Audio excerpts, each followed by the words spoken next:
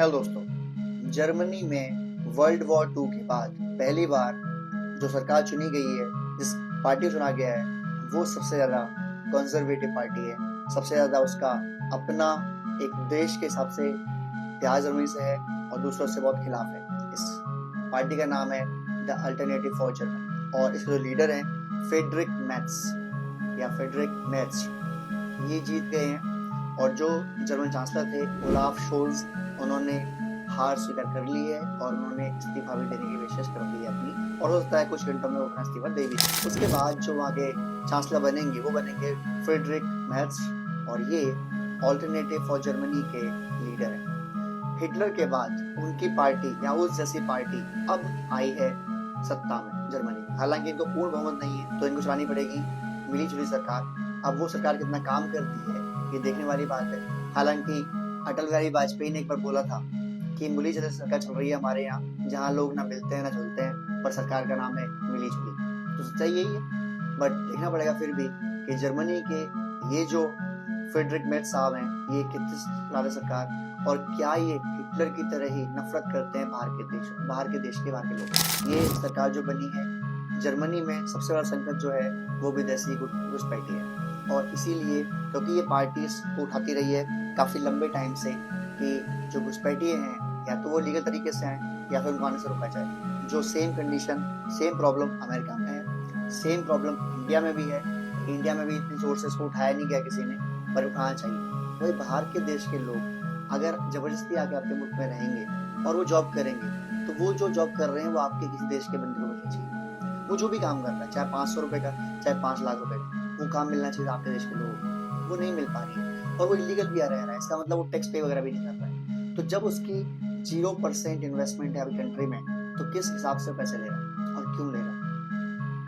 अब दुनिया में एक नया वर्ल्ड ऑर्डर क्रिएट हो रहा है, उस साल बात हो रही है। क्यों? जॉर्जिया मेलोनी कंजर्वेटिव लीडर है, Modi ji right wing leader है, ट्रम्प कंजर्वेटिव लीडर है, पुतिन एकदम देशभक्त टाइप का बंदा है, और अब ये जर्मनी में भी जो आ गया ये भी देशभक्त टाइप बनता है। इवन जो फ्रांस में है वो भी काफी हद तक नेशनलिस्ट है। जो कंजर्वेटिव होते हैं वो ज्यादा नेशनलिस्ट होते हैं। तो अगर ऐसी सरकार चलेंगी देशों में तो दो फायदे होते हैं और दो नुकसान होते हैं। फायदा होता है कि हर देश का प्राइम मिनिस्टर, प्रेसिडेंट जो भी है, वो देश की तरक्की चाहता है पहले, तो काफी ऐसे फैसले लेता है जो बोल्ड डिसीजन होता है। नुकसान क्या होता है? ऐसे लोग युद्ध करने से घबराते नहीं। अगर उनको लगेगा उनके देश का नुकसान हो रहा है वो लड़ाई करते हैं, जैसा पीएम मोदी ने कर दिया था, बालाकोट कोर्ट स्ट्राइक कर दी थी, आपको याद होगी।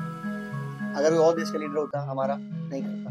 क्योंकि राइट विंग के लीडर होते हैं वो कहते हैं कि देश पहले, पैसे वैसे, प्यार मोहब्बत की बातें, क्रिकेट खेलना फलाना, ये सब बात में देखें, पहले देश चाहिए। क्योंकि इनका मानना होता है देश रहेगा तो हम रहेंगे, वरना सारी कहानी खत्म। सेम लीडर अब हर जगह ऑलमोस्ट उठ के आ रहे हैं। इसका मतलब लोगों में देशभक्ति की भावना वापस पैदा हो रही है। वापस ऐसे लोग चाहिए देश में लीडर्स के तौर पे जो उनके हिसाब से काम कर सकें, जो उनकी देश को आगे बढ़ा सकें, ना कि पार्टियों में दोस्ती यारियों में निपट जाएं, लड़ाई को सोचे कि चलो लड़ाई कौन लड़ेगा, ऐसे काम चलने तो बिजनेस ग्रो करनी चाहिए। ऐसा नहीं है भाई, हर चीज चाहिए, पर कोई आपको थप्पड़ मारेगा हम सह लेंगे, ऐसा नहीं चाहिए। As simple as that. तो क्या जर्मनी वापस जो वर्ल्ड वॉर टू हुआ था उस तरफ बढ़ेगी, या ये दुनिया उस हिसाब से बहुत आगे जा चुकी है, अब हम वहां वापस नहीं पहुंचेंगे?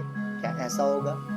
जर्मनी भी टॉपिक और बताएंगे, हम एक दिन बनाएंगे। आप लोग क्या राय जरूर बताइएगा कि ईस्ट जर्मनी और वेस्ट जर्मनी कैसे दोबारा एक हो गए। आपको पता होगा कि वर्ल्ड वॉर टू के बाद जर्मनी के दो टुकड़े कर देते हैं, ईस्ट जर्मनी और वेस्ट जर्मनी, यूएस ने और जो मित्र देश की सेनाएं थी उन्होंने। बाद में ही वापस एक हो गए रेफरेंडम करके।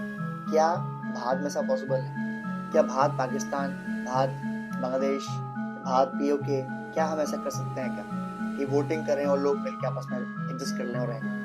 क्या पॉसिबिलिटी लगती है आप लोगों? क्या ऐसा होना चाहिए? क्या भारत को बलूचिस्तान से जोड़ना चाहिए? आप लोग प्लीज अपनी राय बताइए, कमेंट कीजिए, शेयर कीजिए। धन्यवाद। जय हिंद।